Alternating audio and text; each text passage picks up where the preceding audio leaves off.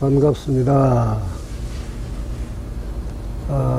내 처음에 이번 이야기의 전체 주제를 대체로 이렇게 잡았다 그랬죠. 진보의 성찰, 그리고 새 세상 만들기의 기획입니다.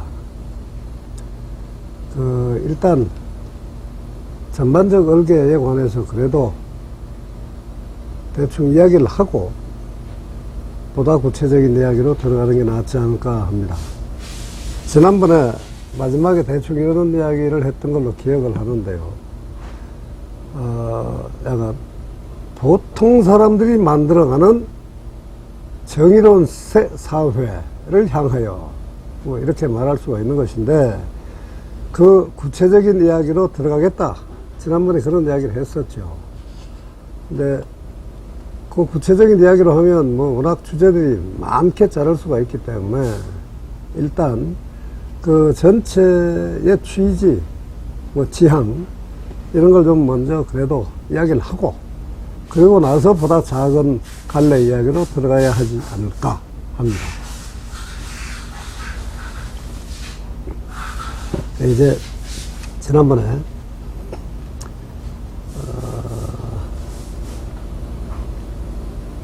한국 사회 유권자들의 자기의식 분포로 보면 그냥 아주 대충으로 말하면 3대 3대 3이다. 뭐 그런 이야기를 했죠. 그러니까 보수, 진보, 중도가 30%씩이다. 그리고 그 중에 중도가 물론 조금 더 많은 편입니다만, 그러나 그건 그 시점에 따라 좀 다릅니다. 그리고 이 90%에 들지 않는 이제 불통 진보가 한 5% 많이 보면 정도까지 있다, 뭐 그런 이야기를 했죠. 그래서 그 굳은 보수, 또 수구 반동, 그 고정표로 보면 대충 한 25 정도가 된다 이랬습니다.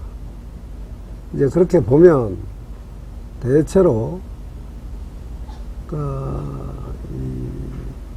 탄력성 내지 신축성이 있는 보수, 그러니까 합리적인 보수란 이야기입니다.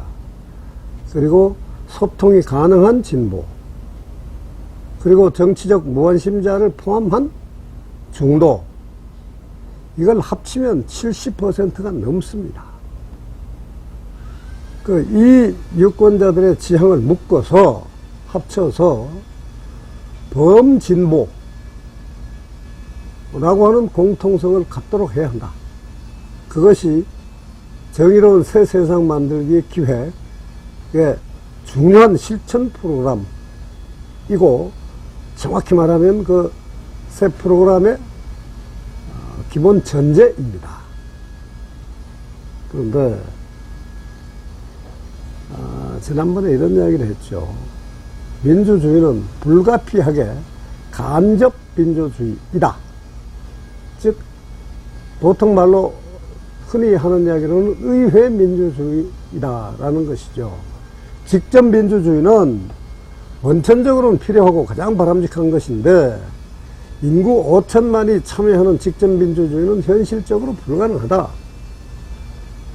그러나 간접 민주주의만으로는 그 건강성을 보증할 수가 없다. 그런 이야기를 했어요. 그러니까 현대사회의 복잡성, 이 관계의 다방향성, 이런 걸로 봐서 신속한 대응을 위한 전문적 위임이 필요하다. 그래서 대통령이나 의회나 장관이나 이런 사람들이 일상적으로 권력을 운영을 하고, 그 위임받은 대로 공동체의 전체 결정을 하는데, 다만 중요한 문제들에 대해서만은 직접 민주주의를 도입할 필요가 있다. 그러니까 아주 중요한 결정에 잘못을 범한다. 그러나 또 아주 중요한 문제에 관해서 제도권 권력이 제대로 합의를 못할 때 양쪽 다 국민 대중, 유권자, 시민 일반의 의사를 직접 묻는 절차가 때로 필요하다. 그런 이야기를 했던 것입니다. 근데 이제 이 이야기의 연장인데요. 오늘 이야기하고자 하는 첫 번째는 가령 이런 겁니다. 프로페셔널과 아마추어가 있습니다. 정치에도 물론 그런 게 있을 수가 있죠. 물론 플라톤 같은 사람은, 그리고 공자나 맹자 같은 사람도 정치를 하는 데에서는 전문가가 있다. 임금이 마음대로 하는 게 아니고 전문가들의 식견에 의존해야 한다. 그 말에 따라야 한다. 그런 이야기를 했어요. 그때 전문가는 플라톤식으로 말하면 지혜로운 사람.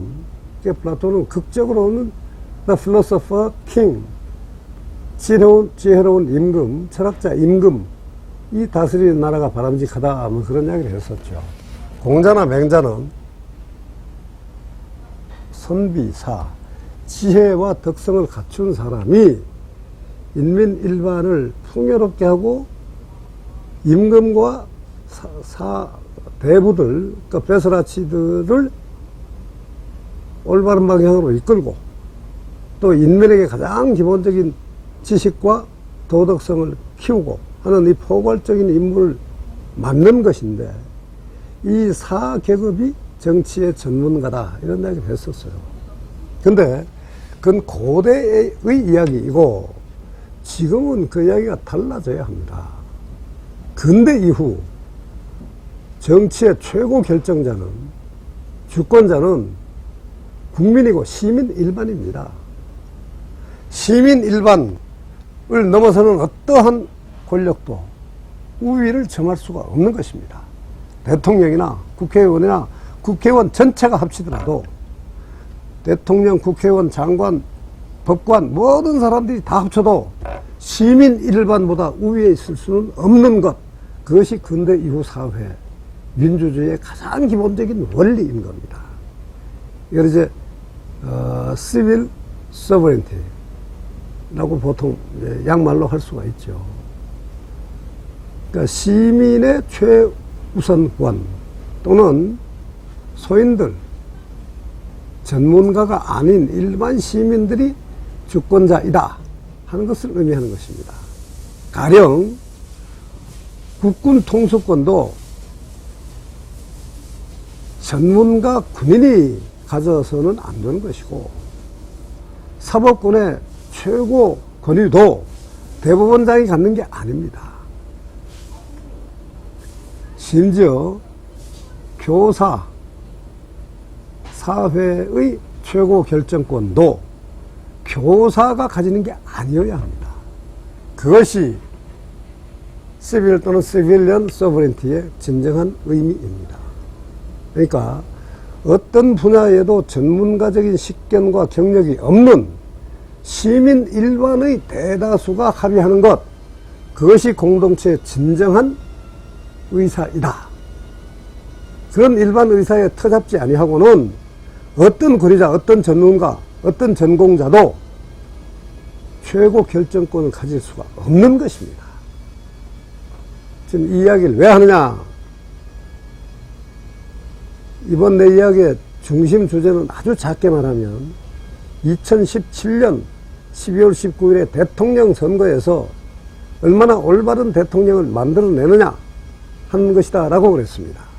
근데 이 과제도 물론 좁게 보면 정치 과정, 그러니까 민주주의 꽃이라고 하는 선거라고 하는 제도권 행사에서 최악이나 차악을 고르는 게 아니라 최선을 찾아내고 안 되면 차선이라도 내세울 수 있는 그런 성과를 만들어내야 한다 하는 것이죠. 그런데 이러한 정치적 과제는 정치 전문가가 주도해서는 이룰 수 없다는 것입니다. 이것이 바로 민주주의입니다. 2017년 대통령 만들기라고 하는 것도 그냥 우리 보통 사람들, 노태우가 말한 거짓 보통 사람이 아니고 진짜 우리 보통 사람들, 그 보통 사람들이 열린 광장에서 의견을 주고받아서 합의한 가장 바람직한 대통령 후보가 만들어져야 하고 그 사람을 대통령으로 만들 수 있도록 계속 이를 추진해야만 합니다. 이 모든 과정에서 학문이고 뭐 경제정책 전문가이고 과거 대통령을 지냈거나 국회의원을 지냈거나 장관을 지냈거나 하는 그런 전문가적인 정치인이 아니라 시민 일반이 처음부터 끝까지 주도권을 장악하는 상태에서 진행되어야 한다 하는 것입니다. 그래서 정당도 사회단체도 이 운동에서는 중심이 될 수가 없다, 되어서는 안 된다라고 계속 말하고 있는 것이죠. 여기서 물론 전문가는 분명히 필요합니다. 대통령이 정치에 관해서 아무것도 모르면서 모든 정치 과정을 장악하고 수많은 정치인들을 수천 수만에 직접 건드려야 할, 지휘하고 통솔해야 할 사람들을 제대로 장악할 수가 있겠습니까? 분명히 필요합니다. 그러나 대통령이 가져야 하는 전문성은 의료정책, 교육정책, 부동산정책, 아주 세부적인 분야별 안건에 관해서 구체적인 대안까지를 가져야 한다는 의미가 결코 아닙니다. 구체적인 안건은 그냥 열린 마당에서 계속 나와야 하는 것이고, 그것들을 여러 과정을 거쳐서 걸러내고 거기서 가장 바람직한 것을 진정 찾아내고 결정을 해서 그 이후에는 과당성 있게 그것을 행정적으로 실행하는 힘, 그것이 대통령이 가져야 할 리더십, 지도력입니다. 이것도 물론 전문성이라고 하면 전문성이라고 말할 수 있겠죠. 그러나 분야별, 영역별, 세목의 구체적인 식견, 대안, 숫자까지 다 외우는 정도의 아주 구체적인 정책안을 마련해야 한다. 그런 것과는 틀린다는 것입니다. 대통령은 물론이고 더욱더 위에 올라있는 시민 일반 주권자들은 더욱더 필요합니다. 시민 일반은 물론 일반 회사에서나 가정에서나 지역사회에서는 보다 특수하게 잘할 수 있는 분야가 있고, 그것을 넓은 의미에서 보면 전문 역량이라고 말할 수가 있죠. 그러나 그것은 정치라고 하는 것에 대한 아주 작은, 정말 작은 삶에서의 자기 역량입니다. 정치라고 하는 것은 사회의 모든 일을 포괄하는 것, 그것을 한마디로 정치라고 하는 것입니다.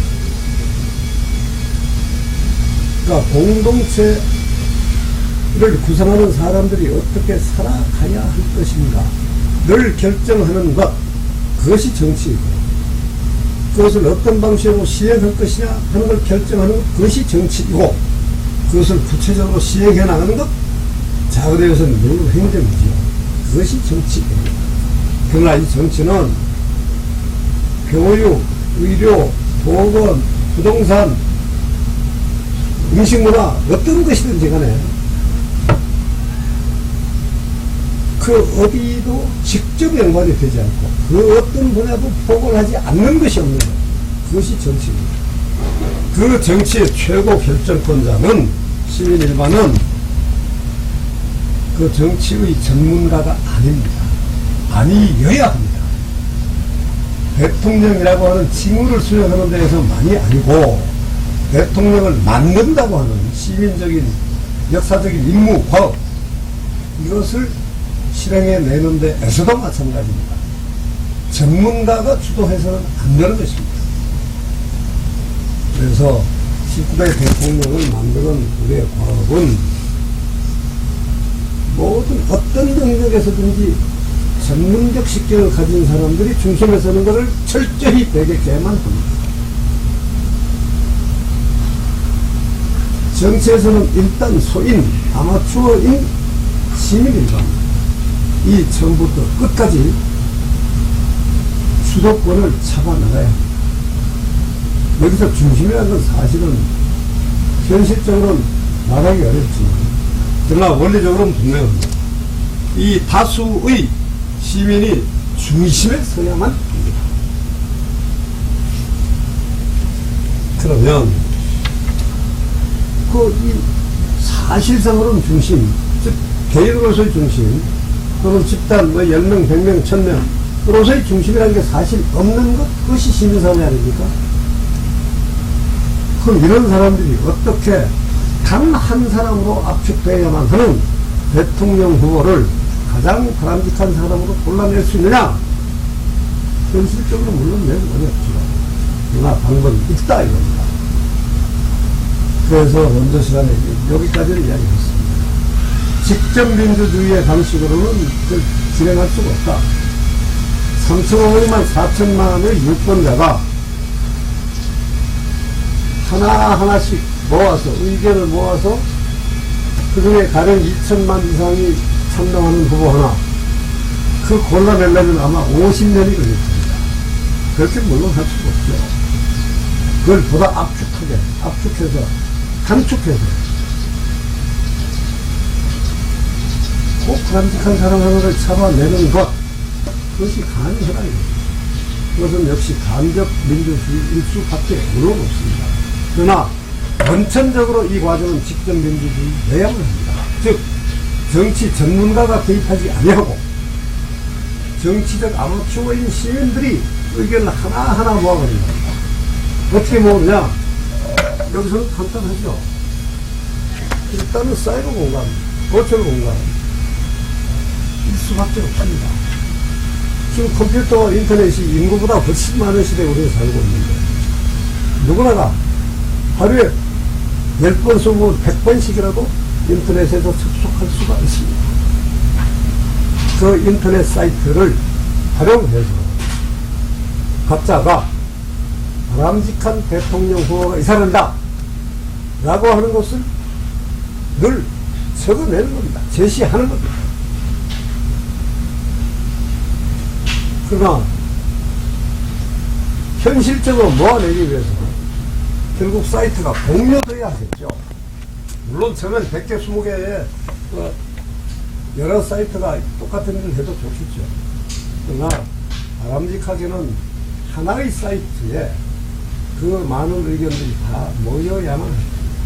그래서 그 바람직한 대통령 후보가 처음에는 가령 10명에서 시작해서 100명, 1000명, 2000명까지 될 수도 있습니다.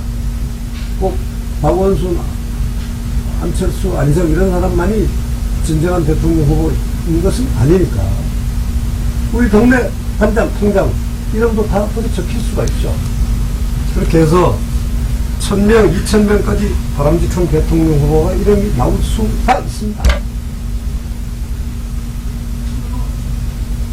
그러나 이제 그 숫자가 제출되는 것만으로가 아니라 진행이 되면서 동시에 남이 제출한 명단 중에 내가 제출한 명단의 사람보다 이 사람이 낫네 라는 느낌이 들면 다시 거기다가 한 표를 던지는 겁니다. 사이버 공간에서 이런 일을 우리는 계속해 나가야만 합니다. 그래서 이것이 열흘이 되고 보름이 되고 2달이 되고 1년이 되면 자연스럽게 대통령 후보가 처음에는 10명이었다가 2000명이었다가 나중에는 그것이 다시 줄어들게 됩니다. 2000명이 1000명으로 100명으로 나중에 수명으로 자꾸 줄어들게 될 겁니다. 줄어들다가 보면은 나중에 대체로 5명, 3명 이렇게 줄어들게 됩니다. 5명, 3명으로까지 줄어들 때는 더 이상 더 줄어들기가 매우 곤란할 수도 있습니다. 예컨대 나는 박원순이 아니면 결코 찬동할 수 없어. 나는 지금 경기지사 이름 뭐죠? 경기지사 이름 박 기자, 경기지사 이름 뭐죠 지금? 남경필입니다. 가령 남경필이가 바람직하다. 원희정이 바람직하다. 가령 주요 인물에 들어가서는 난 안희정이 말고는 대통령감이 없다고 봐. 이런 사람이 나올 수도 있고 해서 한 3사람 내지 5사람 정도로 압축이 되고 나면 더 이상 자연스럽게 압축되기는 어려워집니다. 그때 다시 그때가 되면 대충 대통령 선거 한 서너 달 전 정도가 될 겁니다. 그때는 또다시 다른 기획을, 이벤트를 시작해야만 합니다. 그러니까 보다 본격적으로 이 다섯 또는 이 셋 중에서 누가 대통령이 되는 것이 가장 바람직합니다. 그것을 또다시 직접 민주주의 형식으로 투표를 해 나가는 겁니다. 그래서 그거를 한 차례일 수도 있고 아니면 세 차례일 수도 있겠죠. 근데 이걸 더 계속할 수 있는 의무는 없습니다. 100만이 넘는 수많은 사람들이 여러 차례 투표하고 통제 잡고 그 얼마나 번거롭습니까? 그럼 그건 바람직한 것도 사실은 아닙니다. 이제 대충 그림을 그릴 수가 있을 거라고 짐작합니다. 일단 구체적으로 어떻게 할 것이냐는 여전히 감이 안 잡힐 수도 있겠지만 지금 방금 이야기한 것으로 해서 한 사람으로 압축되는 바람직한 대통령 후보를 어떻게 만들어갈 것이냐 잡혔을 것이다 그런 이야기입니다. 여기서 난 분명히 이야기합니다. 기존의 어떤 정당하고도 무관합니다. 가령 새누리당도 좋고 새천년민주당도 좋고 정당에 속해있지 않은 어떤 사람도 좋습니다. 그냥 시민 일반의 눈으로 볼 때 가장 바람직한 대통령 후보를 앞으로 계속 찾아가는 것이다 이겁니다. 이것을 찾아가는 데 의견을 내고 그 의견들을 모아서 정리해내고 그 결과를 발표하고 하는 모든 일을 전문가가 해서는 안 된다 이겁니다. 물론 소셜 리서치 같은 기술적으로 도움을 줄 그런 사람들은 때로 필요합니다. 그러나 이거는 주도하는 것이 결코 아닙니다. 단순한 기술적인 보정에 불과한 겁니다. 그런 점에서 이 과정을 철저하게 소인 아마추어 정치적 전문가가 결코 아닌 시민 일반이 이끌어가는 것이다 라고 합니다. 이것이 일단 가장 기본적인 절차입니다. 이것이 시빌 서버입니다. 평민 또는 아마추어 최고 결정권이라고 하는 것이죠.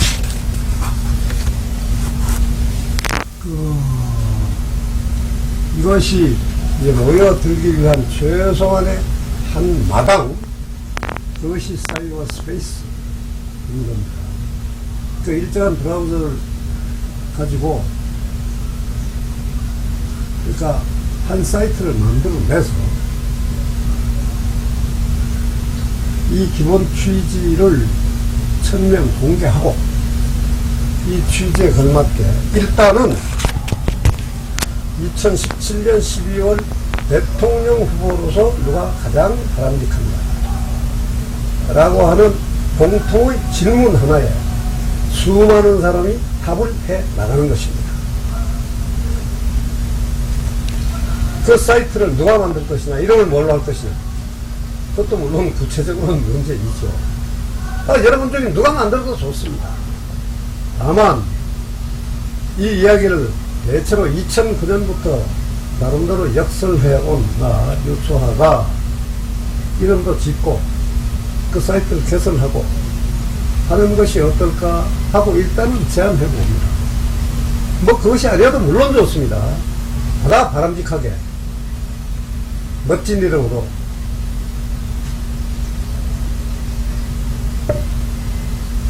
이 블로그만이 아니라 어떤 큰 인터넷 사이트 중에 한 카페든지 뭐든지 라고 하는 걸 열어야 할 것이기 때문에 그런 웹사이트를 운영하기에 적절한 능력을 가진 보다 전문가인 어떤 사람이 나타나주면 난 언제나 환영합니다.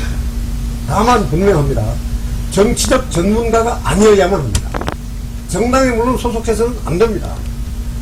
그리고 어떤 정파라는 뚜렷한 소속이 없는 사람이어야만 합니다.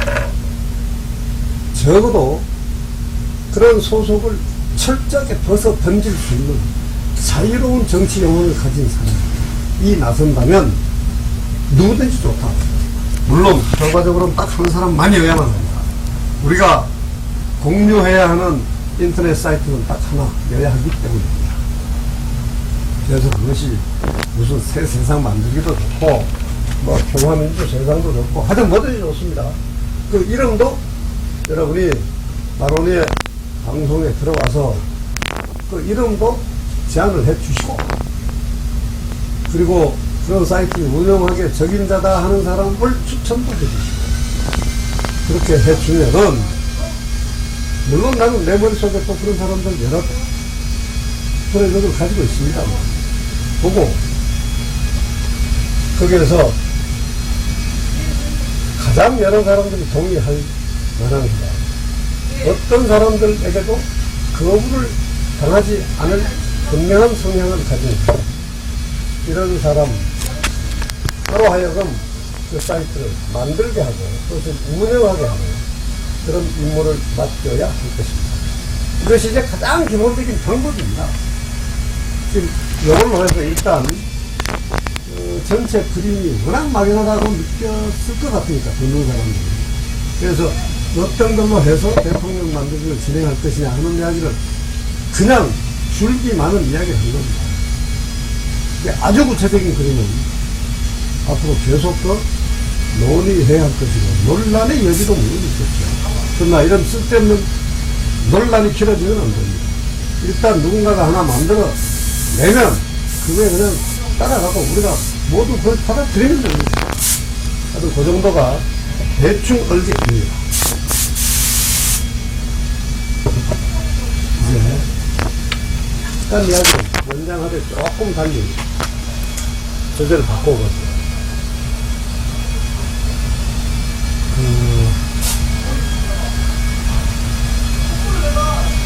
시민 일반이 주도력을 가지지 않는 한 결코 성공할 수 없다. 이것이 처음부터 내가 아주 여러 번째 하고 있는 이야기인데요.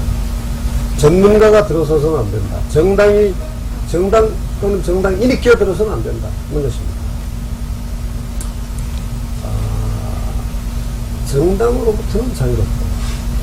민주, 평화, 인권, 자연 친화 등의 수많은 보편적 가치를 위해서 열심히 일해오는 하는 실천적 일꾼들이 있습니다. 그런데 이제 이 일꾼들이 우리 보통 말로 해서 이제 운동 실천가들이 있는데 이 운동 실천에서 그 단체나 그 헌신성이나 그 능력이나 그 능력 있는 사람들의 숫자는 이런 점에서 인구 5천만에 불과한 이 대한민국이라고 하는 작은 나라, 보다 위에 있는 나라가 거의 없습니다. 미국에서 노벨 평화상을 받은 많은 운동가들조차도 실제로 그 사람이 일상적으로 했던 운동은 마당으로 보면 매우 작습니다. 전화기 한 대, 조그만 한 평, 두 평 되는 사무실 하나, 함께 일하는 동호인 같은 동지 한두 사람, 그런 정도로 시작을 했고, 아무리 뒤에 가도 크게 인원이나 사무실 규모나 재정이나 커져간 적이 사실 별로 없어요. 그 점에서 보면 우리는 가령 참여연대, 경실련, 환경연합 같은 굵직굵직한 운동단체들도 꽤 많이 있죠. 그 점에서 한국은 시민사회의 정치의식, 지향, 이게 매우 건강하고 적극적이다 하는 특징이 있다고 말할 수가 있습니다. 그런데 한국의 운동 실천가들 전체를 놓고 볼 때 이 사람들이 지난 시간에 이런 이야기 했죠. 2만 개의 운동단체가 하나의 이름으로 뭉친다고 해도 대통령 만들기라고 하는 조그만 과업 하나에 성공할 수가 없다. 왜냐? 조직된 대중은 조직되지 않은 대중에게 설득력을 갖기가 매우 어렵습니다. 대한민국 국민은, 시민 일반은 누구나가 나름대로 지혜롭고 나름대로 정치를 포괄적으로 이해를 하고 그거에 관한 판단을 해내고 있습니다. 그 판단에 비하면 2만 개까지 잡을 수 있는 각 단체는 정치 기상도에서 사상 원칙이나 정치 노선이나 조직 방식이나 어떤 점에서든지 간에 협소합니다. 그 협소하다는 건 서로 다르다는 걸 의미하는 것인데, 그 협소한 서로 다른 단체가 2만 개가 모인다고 진짜 단결이 됩니까? 그리고 단결했다고 쳐도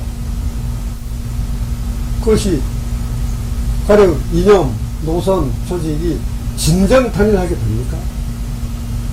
또 진정 단일하게 됐다고 쳤을 때 3,500, 4천만의 유권자에게서 진짜 설득력을 가졌습니까? 안 되는 겁니다. 다시 아까 이야기로 돌아갑니다. 이 많은 능력 있고 도덕성도 뚜렷하고 헌신적인 한국의 운동가들 전체를 놓고 보면 크게 두 갈래에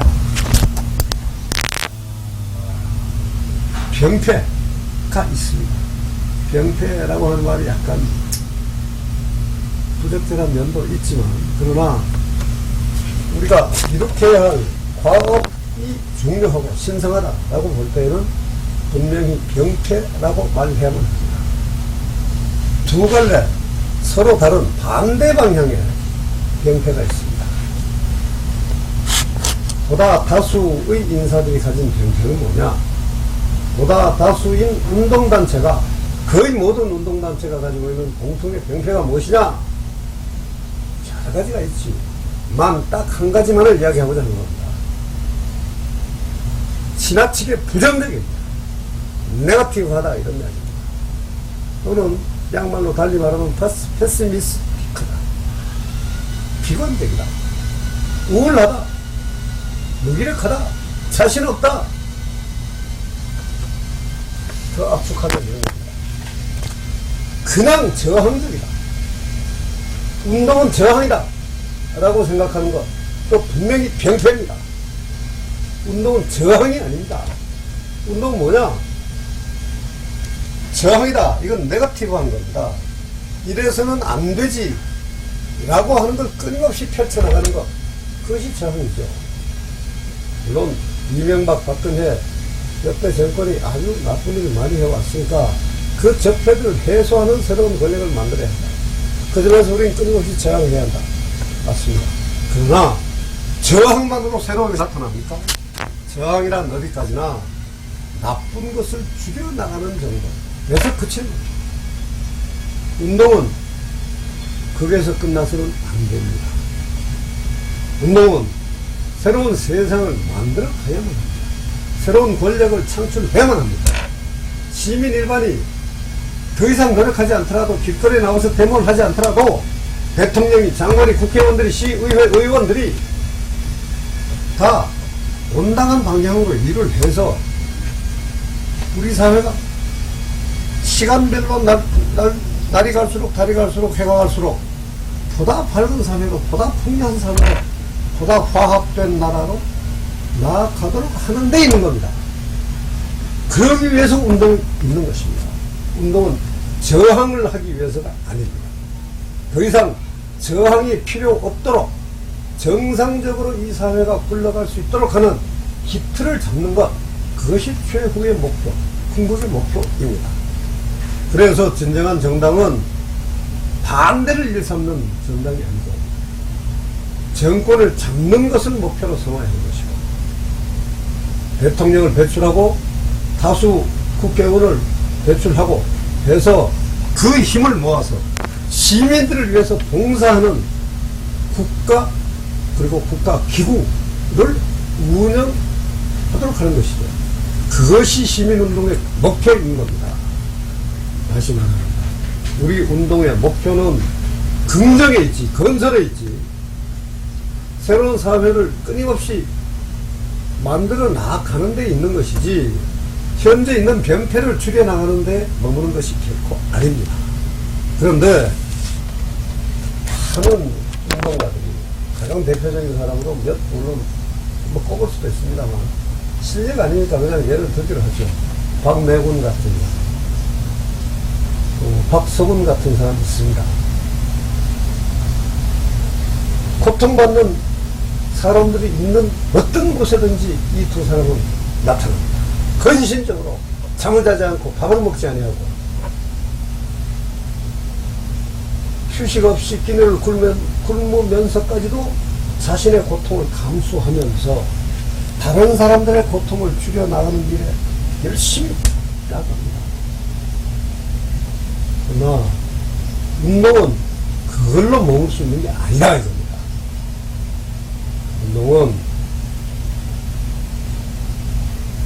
경상적인 권력 운영이 더 이상 피나는 시민사회의 투쟁이 없어도 잘 이루어지고 진행될 수 있도록 하는 것, 그것의 목표가 있는 것입니다.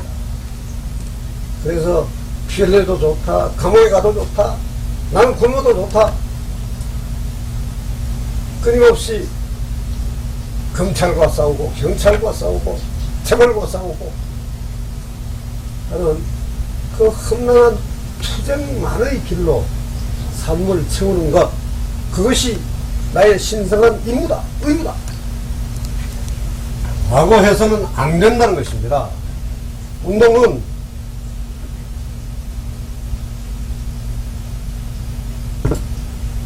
헌신하는 사람, 희생하는 사람만으로 채워져서는 안 됩니다. 그 운동이 언젠가는 대통령을 만들고 국회의원들을 만들고 더 이상 시민을 피곤하지 않게 하는 권력 운영의 주체 집단을 만들어내야만 합니다. 그런 점에서 투쟁일변, 저항일변, 끊임없이 희생당하겠다는 각오, 그걸로 그쳐서는 안 된다는 것입니다.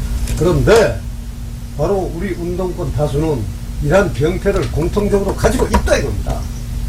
그걸 벗어나야만 합니다. 우리는 우리 자신을 좀 더 긍정적으로, 밝게, 더 씩씩하게 바꾸어내야만 합니다. 미래에 관해서 우리는 기본적으로 낙관해야만 합니다. 우리의 실천이 쌓이고 쌓이면 우리 사회가 보다 더 맑고 밝을 수 있다. 이 사회 공동체 성원들이 보다 풍요롭게, 보다 인간답게, 보다 아름답게 살 수 있다 하는 믿음을 가져야만 합니다. 그 긍정적인 꿈을 동시에 가져야만 민주, 인권, 평화, 화해, 화평, 자연친화, 이 모든 보편적 가치는 진전되게 될 것입니다. 우리가 끊임없이 희생적인 각오로 병폐 하나 없었으니까 그만큼 다행이다, 내가 5년 깜빵 가도 좋다, 보람되다 하는 식으로 머물러 있게 되는 한 이 시대를 이끌고 있는 거대한 힘, 경제 권력과 정치 권력, 재벌과 정권은 시민사회의 일반 의사의 강력한 힘을 뚫고 교묘하게 자신들의 권력을 유지해 나갈 것입니다. 그래서 그 힘을 분명히 극복해 그들과 우리가 다 함께 잘 살고 새로운 사회를 만들 수 있다 하는 꿈을 가져야 하는 것입니다.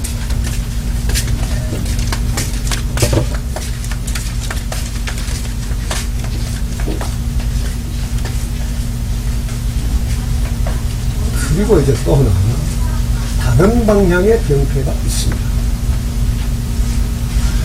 사실 반대 방식입니다. 지나친 주인의식, 지나친 중앙의식, 달리 말하면 독점력, 내가 직접 장악해야 한다 하는 주인공의식, 이런 것입니다.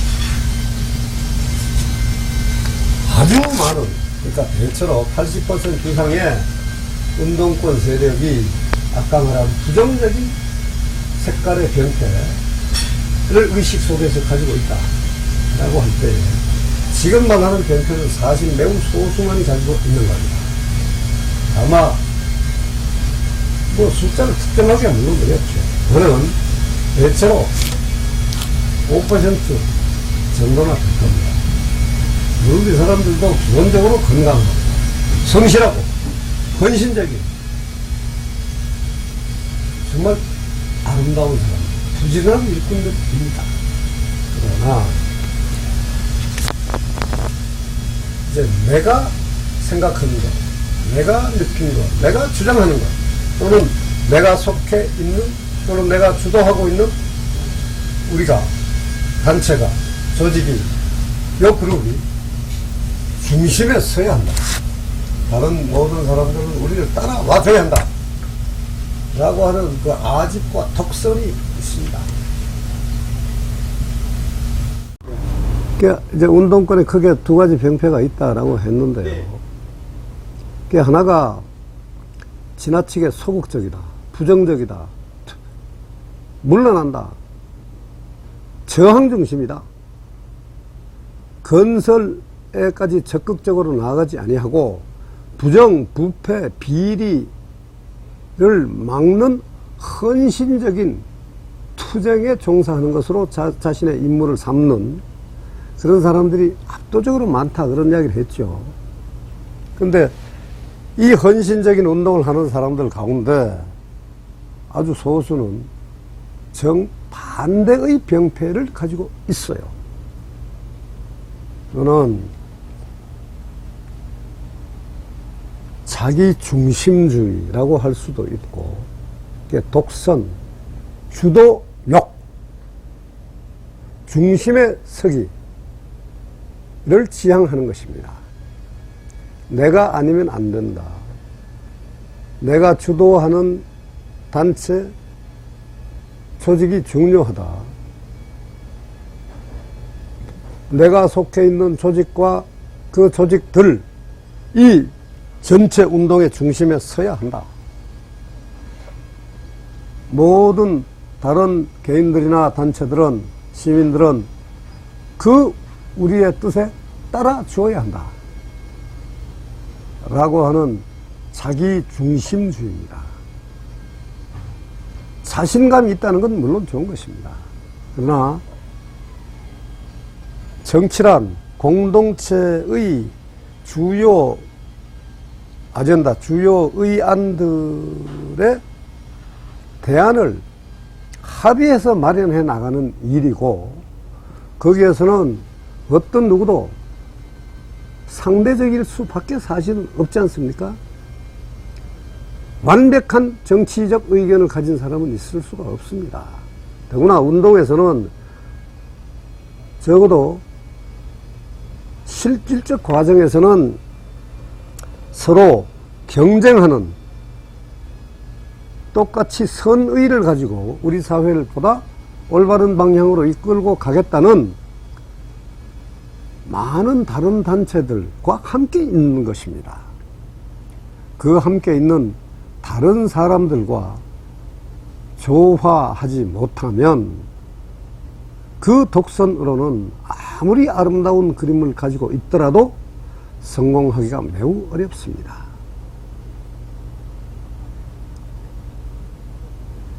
물론 이 사람들도 아주 성실한 사람들이고 근면한 사람들이고 헌신적인 운동가들입니다. 그러나 이들이 가지고 있는 독선으로 해서 훨씬 많은 다른 사람들과 어울리지를 못할 경우, 사실 어울리지를 못합니다. 그 아름다운 꿈은 공통의 결과를 산출하는 대로 나아가기가 매우 어렵죠. 그래서 열심히 운동을 하지만 실제로는 사회의 발전에, 진전에 크게 기여하지 못하게 되는 결과로 이어지게 되기도 하는 것입니다.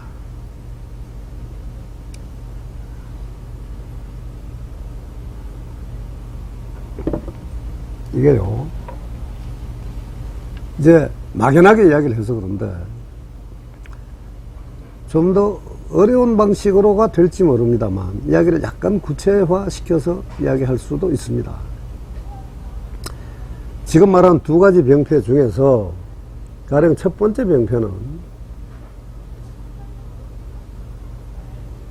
다수의 사람들이 가지고 있는 것이고 또 어떤 특수한 정치적 분위기, 정치문화적 상황에 따라서는 정당한 것일 수도 있습니다. 가령 저 극악한 탄압 독재 유신시대 또는 더 이전에 만 35년, 36년에 걸친 제국주의 일본의 조선 권력 강탈 시대 이럴 시기라면 그 엄혹한 시기에 다수 시민에게 조그만 희망이라도 주기 위한 피나는 저항이 그 하나하나가 소중한 우리 역사의 자산입니다. 윤봉길 의사가 폭탄 하나로 조선 청년의 의기를 세상에 알렸다. 김구가 독립운동의 주요한 하나 항목으로 앞길이 창창한 청년들을 죽음의 곳으로 몰고 가면서 폭탄 도시락을 하나씩 던지게 했다. 사실 그건 소극적인 저항이었습니다. 그거 하나하나가 조선의 독립을, 조선민의 해방을 직접 불러온 것은 물론 아니죠. 그러나 주요한 일본 인사 한두를 제거했다. 세계 만방에 일본의 포갑적 식민 지배를 고발했다. 그 하나하나가 의미가 있는 것입니다. 그러나 지금 시대는 그것은 아니죠. 지금은 시민사회가 일어나서 어두운 권력들을 몰아내고 적어도 상대적으로 힘을 약화시키고 그 힘의 자리에 보다 밝은 긍정적인 힘을 들이앉히도록 하는 것, 그것이 실질적인 임무여야 한다 이겁니다. 가령 말이죠. 운동 중에 가장 적극적이다라고 할까? 이 점에서 가장 뚜렷한 한 그룹이 있죠. 이른바 막시스트, 특히 막스 레닌즘을 들 수가 있습니다. 자본의 야비한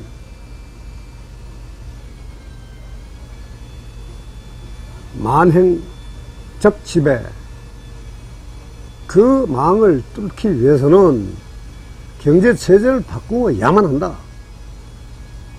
자본이 정치 권력까지 철저하게 장악하는 돈 중심의 세상을 바꾸지 않으면 미래가 없다. 그걸 바꾸는 데에는 가령 대통령 하나, 국회의원 몇 기관장을 바꾼다 이런 걸로는 결코 되지 않는다. 체제를 바꿔야 한다. 자본주의라는 내용을 가지고 있는 형식상의 민주주의, 그것을 콘텐츠에서부터 바꿔야 한다. 그래서 입법, 사법, 행정이라는 형식상의 분립이라든지 견제와 균형이라든지 4년, 5년마다 한 번씩 있는 그 절차적인 대체, 권력 대체 행사에 따라서 끊임없이 새로운 권력을 들이앉힌다든지 하는 식으로는 안 된다. 자본주의적 민주주의로는 진정한 행복을 공유할 수 있는 공동체적인 사회가 이루어질 수 없다라고 하는 믿음을 공유하고, 이것을 최저의 수준에서 깨뜨리기 위해서 절대 다수의 일반 의사가 권력의 공식적인 의사로 수렴되는 그러한 체제를 만들어야 한다. 한마디로 그걸 사회주의라고 한다. 그러나 이 사회주의는 그 이념만으로 결코 스스로 실현될 수 있는 것은 아니다. 그럼 그 실현을 누가 해야 하는가? 그 실현의 주체가 누구인가? 노동자이다. 그럼 노동자는 어떻게 그 힘을 발휘하는가? 조합을 결성해서 자본과 온당하게 정식으로 철저하게 대립해야 한다. 거기서 봉급을 올린다, 노동 조건을 향상한다 하는 작은 요구들이 아니라 자본이라고 하는 형식상의 숫자로만 있는 그 돈에 인간이 지배를 받는 것이 아니고 인간이 돈을 운영하는 진정한 새로운 체제를 만들어야 한다. 그래서 자본이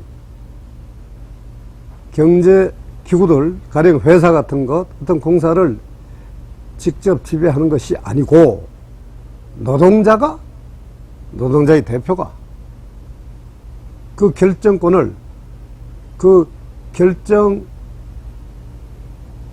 이루는 권력을 장악해야만 한다. 국가의 권력 또한 그러하다. 해서 노동자 중심의 민중혁명을 통해서 정부를 새롭게 갈아치우고 사회 체제를 바꿔야 한다. 이것이 사회주의죠. 그리고 그것은 19세기 후반까지 분명히 정당했습니다. 유럽, 아메리카의 실질적 권력은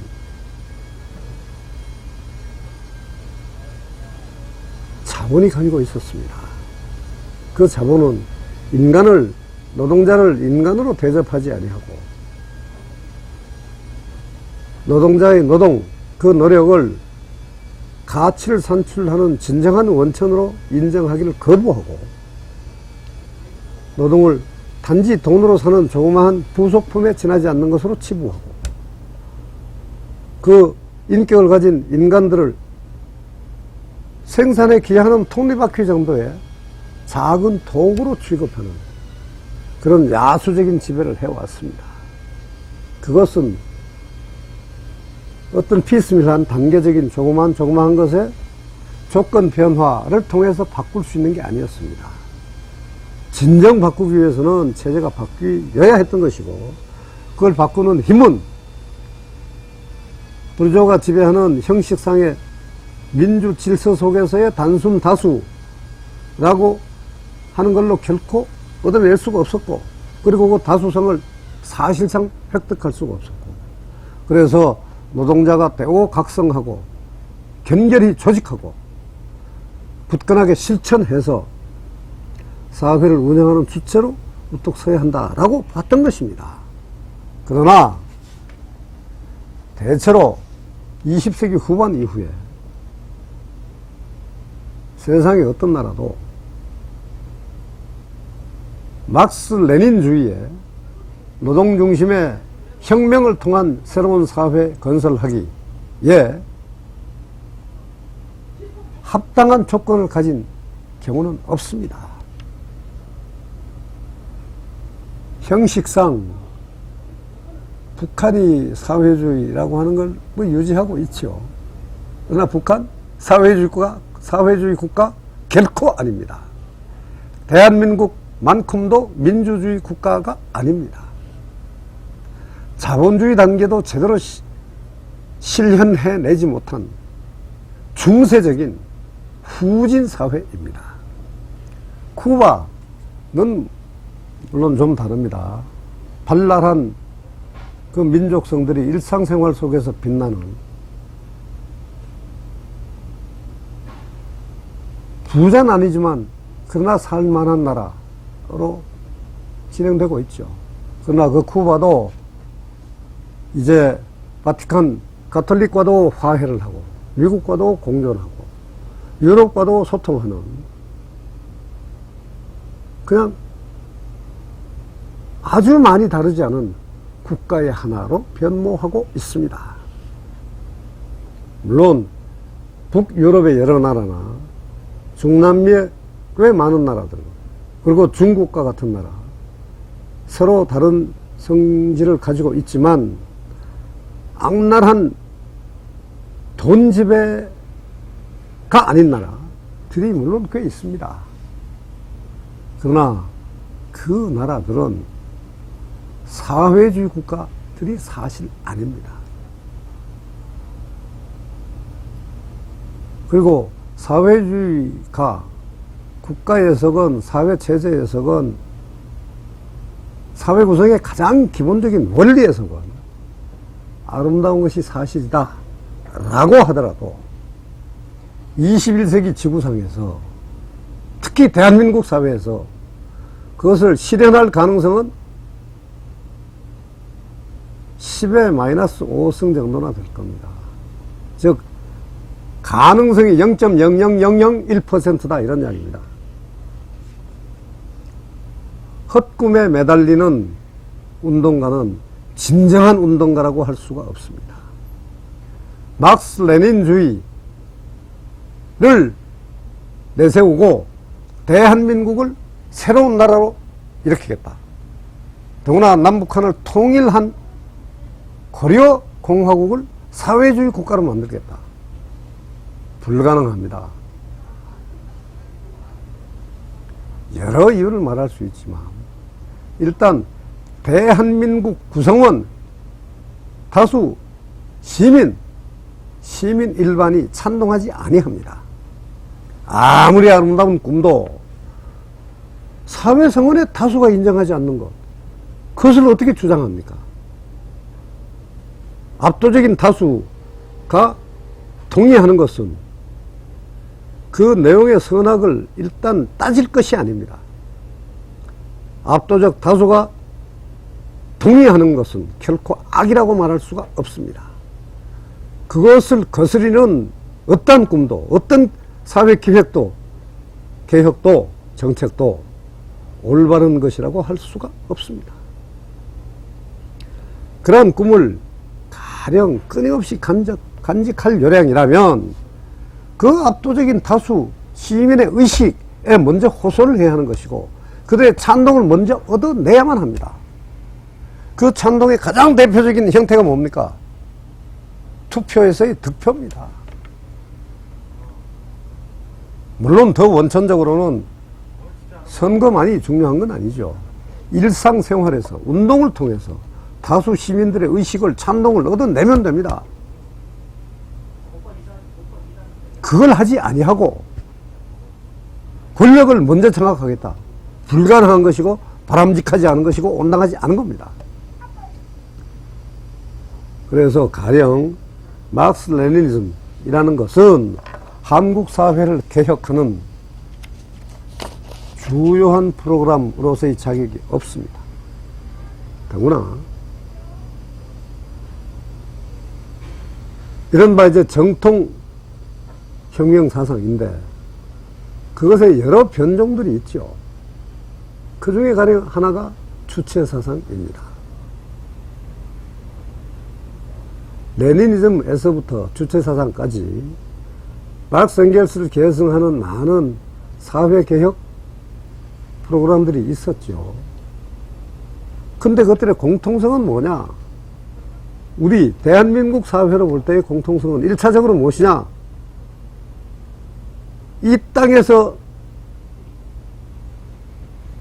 성숙하고 이 땅에서 열매를 맺은, 이 땅에서 제대로 틀을 갖춘 일종의 완결성에 도달한 그런 사상이나 그런 노선이나 조직이 아니라는 겁니다.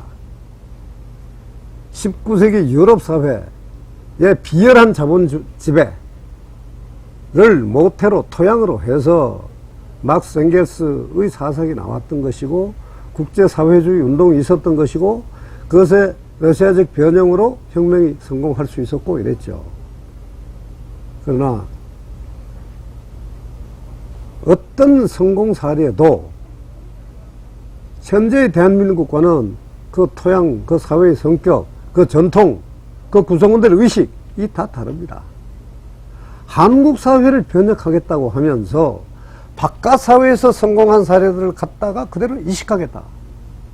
성립하지 않는 겁니다.